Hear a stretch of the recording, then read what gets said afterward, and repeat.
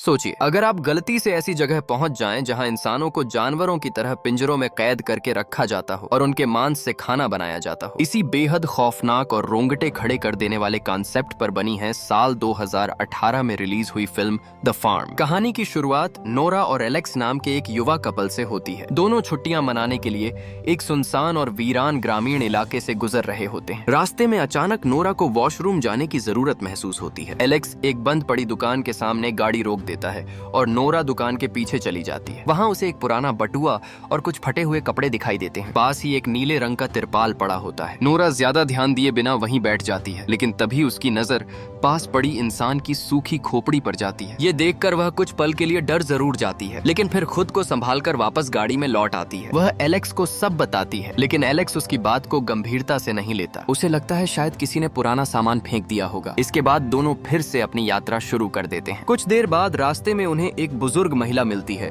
जिसकी गाड़ी खराब हो चुकी थी। एलेक्स उसकी मदद करना चाहता था, लेकिन वो औरत उल्टा नोरा के साथ बदतमीजी करने लगती है। माहौल अजीब और असहज हो जाता है, इसलिए दोनों वहां से तुरंत निकल जाने का फैसला करते हैं। थोड़ी देर बाद उन्हें भूख लगती है और वे एक छोटे से रेस्टोरेंट में रुक जाते हैं। ऑन ऑर्डर देने के बाद जब वे इंतजार कर रहे होते हैं, तभी एलेक्स नोटिस करता है कि कमरे के कोने में बैठा एक आदमी लगातार उन्हें घूर रहा है। उसकी नजरें बेहद अजीब और डरावनी थी। एलेक्स उसे नजरअंदाज करने की कोशिश करता है और खाना खाने लगता है, लेकिन जैसे ही वे खाना खत्म करके बाहर निकलने लगते हैं, वो रहस्यमयी आदमी अचानक उनके पास आ जाता है। वह नोरा का हाथ पकड़ लेता है और कुछ ऐसा कहता है जिससे माहौल अचानक तनावपूर्ण हो जाता है। इसके बाद दोनों जल्दी से वहां से निकल जाते हैं। कुछ देर बाद उन्हें एहसास होता है कि उनकी गाड़ी का पेट्रोल लगभग खत्म हो चुका है। मजबूरन वे एक पेट्रोल पंप पर रुकते हैं। पैसे देते समय एलेक्स वहां काम कर रहे एंड्रयू नाम के आदमी से पूछता है, क्या आसपास रुकने की कोई जगह है? एंड्रयू बताता है कि ज्यादा दूर नहीं, एक सस्ती रहने की जगह है जहां वे रात गुजार सकते हैं। बिल चुकाकर दोनों वहां से निकल जाते हैं, लेकिन उन्हें जरा भी अंदाजा नहीं होता कि एंड्रयू शीशे के पीछे खड़ा उन्हें जाते हुए बड़ी रहस्यमयी नजरों से देख रहा था। असल में एलेक्स एंड्रयू द्वारा बताई गई उसी जगह पर रुकना चाहता था, क्योंकि लगातार ड्राइव करते करते वह थक चुका था। लेकिन नोरा को शुरू से ही कुछ गलत लग रहा था। उसे डर था कि वो जगह सुरक्षित नहीं होगी। एलेक्स उसे समझाता है कि अगर उन्होंने आराम नहीं किया तो एक्सीडेंट भी हो सकता है। आखिरकार काफी समझाने के बाद नोरा मान जाती है। जब वे उस जगह पर पहुंचते हैं तो नोरा की बेचैनी और बढ़ जाती है। जगह बेहद सुनसान और डरावनी थी। हालांकि बाहर खड़ी कई गाड़ियों को देखकर ऐसा लग रहा था कि वहां और लोग भी ठहरे हुए हैं, लेकिन अंदर कदम रखते ही दोनों सन्न रह जाते हैं। पूरा हॉल खाली पड़ा था, हर तरफ धूल, सन्नाटा और डाइनिंग टेबल पर गंदी प्लेटों का ढेर पड़ा था। ऐसा लग रहा था जैसे कुछ देर पहले ही वहां बहुत सारे लोग मौजूद थे। जिज्ञासा में दोनों ऊपर जाने लगते हैं, लेकिन तभी अचानक एक केयर टेकर उनके सामने आ जाता है। उसका चेहरा बेहद अजीब और डरावना था, जिसे देखकर नोरा और ज्यादा डर जाती है। इसके बावजूद एलेक्स वहीं रुकने का फैसला करता है। केयर टेकर उन्हें एक कमरे तक ले जाता है, लेकिन कमरे के अंदर पहुंचकर दोनों फिर चौंक जाते हैं। वह कोई सामान्य कमरा नहीं था। वहां एक साथ कई बिस्तर लगे हुए थे। केयर टेकर बताता है कि पहले ये जगह स्काउट बच्चों के लिए इस्तेमाल होती थी, लेकिन अब कम लोग आने की वजह से इसे आम लोगों के लिए खोल दिया गया है। केयर टेकर के जाते ही नोरा अपनी नाराजगी जाहिर करती है। उसे शुरू से ही इस जगह पर शक था और उसकी बात सही साबित हो रही थी। उन्हें पता भी नहीं चलता कि कमरे के एक बिस्तर पर खून के धब्बे मौजूद थे, लेकिन रात काफी हो चुकी थी, इसलिए दोनों हाथ मुंह धोकर सोने की कोशिश करते हैं। उन्हें बिल्कुल भी अंदाजा नहीं था कि कोई उन पर नजर रख रहा है। कमरे के कोने में बने पिंजरे के पीछे एक आदमी छिपा हुआ था। उसने बकरी के सिर वाला डरावना मुखौटा पहन रखा था और वो चुपचाप दोनों को देख रहा था। कुछ देर बाद जब नोरा की आंख खुलती है तो वह खुद को उस कमरे में नहीं पाती। अब उसे जानवरों की तरह एक लोहे के पिंजरे में कैद कर दिया गया था। घबराकर वो जोर जोर से चीखने लगती है और बाहर निकलने की कोशिश करती है, लेकिन तभी गाय और बकरी के मुखौटे पहने दो रहस्यमयी लोग वहाँ आ जाते हैं। वे बिना कुछ कहे नोरा को पकड़ लेते हैं और उसे फिर से बेहोश कर देते हैं। इसके बाद नोरा को एक पुराने, अंधेरे और गंदे गोदाम में ले जाया जाता है। वहाँ उसे एक कुर्सी पर कसकर बांध दिया जाता है। उसके पैरों को जबरदस्ती फैलाकर रोका गया था। जब नोरा को होश आता है तो वह सामने एक महिला को खड़ा देखती है जिसने खरगोश का मुखौटा पहन रखा था, और फिर बिना कुछ कहे वो महिला नोरा के शरीर में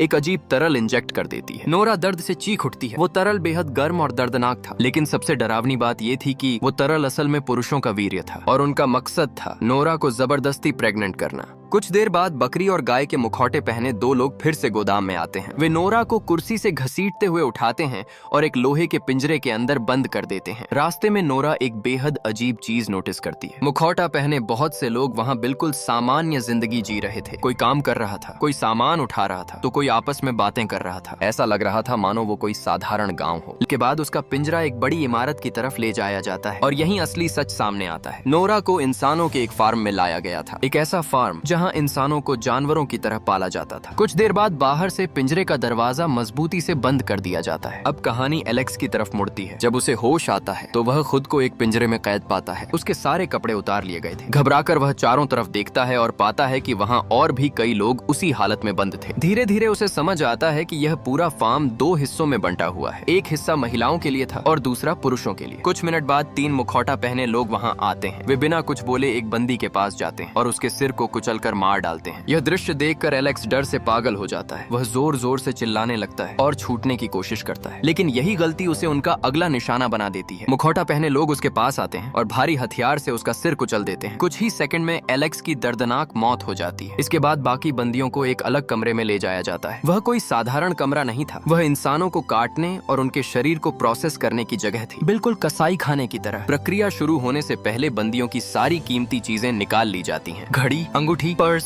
सब कुछ। इसके बाद सुअर का मुखौटा पहने एक आदमी को एक प्लास्टिक बैग दिया जाता है, लेकिन उस बैग में कोई आम कचरा नहीं था। उसमें इंसानी शरीर के कटे हुए हिस्से भरे हुए थे। सबसे डरावनी बात ये थी कि वो आदमी उस बैग को बिल्कुल सामान्य तरीके से लेकर बाहर निकल जाता है और गांव वाले भी इस दृश्य पर कोई प्रतिक्रिया नहीं देते, मानो उनके लिए यह सब बिल्कुल सामान्य हो। इसके बाद सुअर का मुखौटा पहना आदमी अपने साथी के साथ नए पकड़े गए बंदियों वाले पिंजरे को हटाने में मदद करता है। थोड़ी देर बाद वह अपने बॉस के पास पहुंचता है और वही आदमी देखकर सब कुछ साफ हो जाता है। वो कोई और नहीं बल्कि वही केयर टेकर था जिसकी सराय में नोरा और एलेक्स रुके थे। समझने में आसानी के लिए हम उसे फुलान कहेंगे। फुलान रात के खाने की तैयारियों के बारे में पूछता है। फिर वह अपने आदमियों के साथ रसोई में जाता है ताकि यह पक्का कर सके कि सब कुछ सही चल रहा है। वह रसोइये को खास तौर पर याद दिलाता है कि आज रात स्पेशल मेहमानों के लिए अच्छा खाना तैयार होना चाहिए। कुछ देर बाद फुलान को उसके ऊपर वाले बॉस का फोन आता है। फोन खत्म होते ही वह सुअर का मुखौटा पहने आदमी के पास जाता है और बताता है, बॉस आज रात यहाँ आने वाले हैं। इसके बाद वह उसे खास खाने का इंतजाम करने को कहता है। फिर फुलान और उसका आदमी महिलाओं वाले सेक्शन में पहुँचते हैं और यहीं इस फार्म का सबसे घिनौना सच सामने आता है। वहाँ कैद महिलाओं को इंसान नहीं बल्कि दूध देने वाली मशीनों की तरह इस्तेमाल किया जा रहा था। उन्हें जबरदस्ती प्रेग्नेंट किया जाता और फिर मशीनों से उनका दूध निकाला जाता था, बिल्कुल डेयरी फार्म की गायों की तरह। यही सब नोरा के साथ भी किया गया था। अब साफ हो चुका था कि वह जगह सिर्फ इंसानों का फार्म नहीं बल्कि इंसानी शरीरों की गुलामी का कारखाना थी। उसी दौरान वहाँ एक महिला दिखाई देती है जो अपने छोटे बच्चे को गोद में लिए बैठी थी। सुअर का मुखौटा पहना आदमी उसके पास आता है और बेरहमी से बच्चे को उसकी माँ की गोद से छीन लेता है। वह बच्चे को एक वजन मापने वाली मशीन पर रखता है और अगले ही पल उसे मार डालता है। फिर बिना किसी भावना के उसके छोटे से शरीर को कूड़ेदान में फेंक दिया जाता है। माँ बस चुपचाप रोती रहती है। वह इतनी टूटी हुई थी कि विरोध करने की ताकत भी नहीं बची थी। इसके बाद फुलान अपने आदमियों को आदेश देता है कि निकाला गया सारा दूध रसोई में पहुंचाया जाए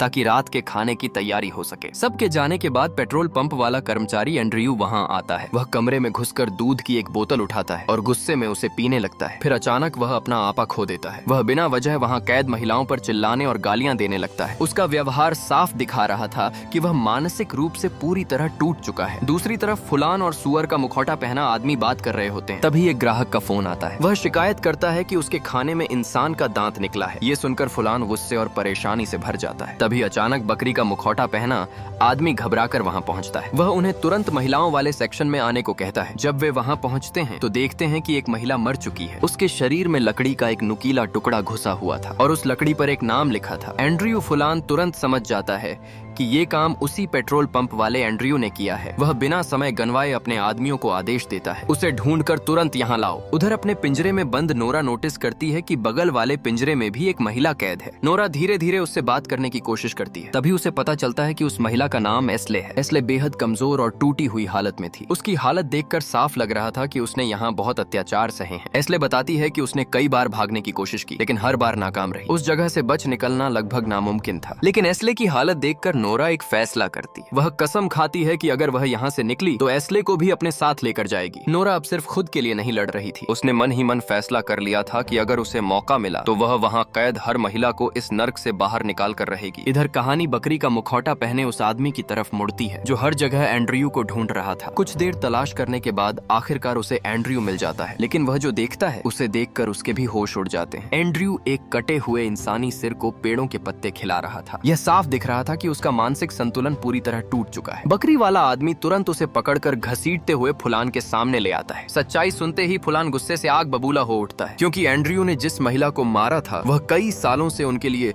सबसे ज्यादा उत्पादन देने वाली महिला थी। यानी इस फार्म के लिए वह एक इंसान नहीं बल्कि कमाई का जरिया थी। इसीलिए सजा के तौर पर एंड्रयू को कैद पुरुषों को खाना खिलाने का काम दे दिया जाता है। उसके साथ निगरानी के लिए सुअर का मुखौटा पहने आदमी को भी भेजा जाता है। लेकिन खाना बांटते समय एंड्रयू और भी बेचैन हो जाता है। अचानक उसके हाथ से खाने की बाल्टी गिर जाती है और अगले ही पल वह वहाँ से भाग खड़ा होता है। सुअर वाला आदमी उसे पकड़ने की कोशिश करता है, लेकिन एंड्रयू हाथ में कुछ पौधे लेकर वापस फुलान के पास पहुंच जाता है। सबसे अजीब बात यह थी कि फुलान इस बार उस पर गुस्सा नहीं करता। ऐसा लग रहा था जैसे वह एंड्रयू के पागलपन के आगे हार मान चुका हो। इसके बजाय वह एक नया आदेश देता है। वह कहता है जो महिलाएं अब किसी काम की नहीं रहीं उन्हें खत्म कर दो। यह सुनते ही सुअर का मुखौटा पहना आदमी दो और लोगों को लेकर महिलाओं वाले सेक्शन की तरफ बढ़ता है। नोरा डर से कांप उठती है जब वह देखती है कि उसी महिला को बाहर घसीटा जा रहा है जिससे उसने कुछ देर पहले बात की थी, क्योंकि अब वह दूध देने के लायक नहीं बची थी। अगले ही पल उसे बेरहमी से मार दिया जाता है। फिर उसके शरीर को काटने वाले कमरे में भेज दिया जाता है ताकि उसका मांस खाने के लिए इस्तेमाल किया जा सके। अपनी आंखों के सामने यह सब देखकर नोरा पूरी तरह टूट जाती है। उसकी सांसें तेज हो जाती हैं और डर से उसका शरीर कांपने लगता है। लेकिन तभी अचानक कोई उसके सामने आकर खड़ा हो जाता है। वह एलेक्स था। दरअसल एलेक्स अभी भी जिंदा था। वह पिछले कत्लेआम से किसी तरह बच निकला था। एक सेकंड भी बर्बाद किए बिना एलेक्स नोरा का पिंजरा खोलता है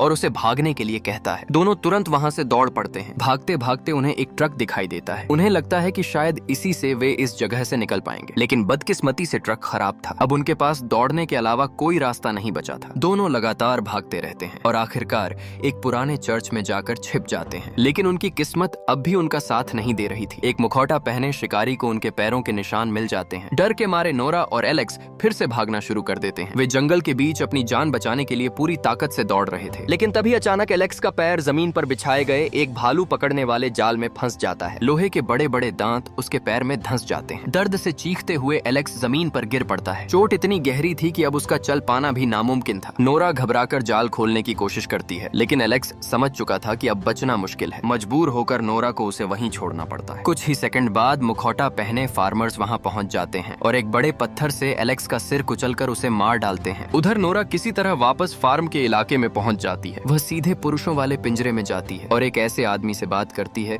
जो अभी भी होश में लग रहा था। नोरा धीरे से उससे पूछती है, यहाँ से बाहर निकलने का रास्ता क्या है? आदमी उसे बताता है कि भागने का सिर्फ एक ही तरीका है, फार्म के बाहर खड़ी बस। लेकिन उसकी चाबी एक गार्ड के घर में रखी हुई है। यह सुनते ही नोरा को एस्ले से किया अपना वादा याद आता है। वह अकेले भागना नहीं चाहती थी, इसलिए वह वापस महिलाओं वाले सेक्शन में जाती है और एस्ले को अपने साथ भागने के लिए तैयार करती है। दोनों चुपचाप बस की तरफ दौड़ पड़ती हैं। लेकिन वहां पहुंचकर नोरा को एहसास होता है कि वह चाबी लाना भूल गई है। मजबूर होकर वह एस्ले को वहीं छिपकर इंतजार करने को कहती है और खुद चाबी लेने वापस उस घर की तरफ जाती है। काफी मुश्किलों और लगभग पकड़े जाने के बाद आखिरकार नोरा चाबी हासिल कर लेती है। वह दौड़कर वापस बस तक पहुंचती है, जल्दी से ड्राइवर सीट पर बैठती है और इंजन स्टार्ट कर देती है। लेकिन तभी जब नोरा और एस्ले पीछे मुड़कर देखती हैं, तो उनकी सांसें रुक जाती हैं। बस की सारी सीटों पर मुखौटा पहने फार्मर्स बैठे हुए थे। वे सब चुपचाप उनकी तरफ देख रहे थे, मानो उन्हें पहले से पता था कि वे भागने की कोशिश करेंगे। अब वहाँ से बच निकलने का कोई रास्ता नहीं बचा था। फिल्म के आखिरी सीन में हम देखते हैं कि फार्मर्स एक लंबी डाइनिंग टेबल के सामने खड़े हैं। टेबल को शानदार डिनर पार्टी की तरह सजाया गया था। टेबल के बीचों बीच दो महिलाओं के शरीर को पूरा रोस्ट करके रखा गया था, मुख्य खाने के रूप में, और आसानी से समझा जा सकता था कि वो शरीर नोरा और एस्ले के थे। यही फिल्म का सबसे डरावना सच सामने आता है। उस इंसानी फार्म से आज तक कोई भी जिंदा भाग नहीं पाया था और इसी खौफनाक सच्चाई के साथ फिल्म खत्म हो जाती है।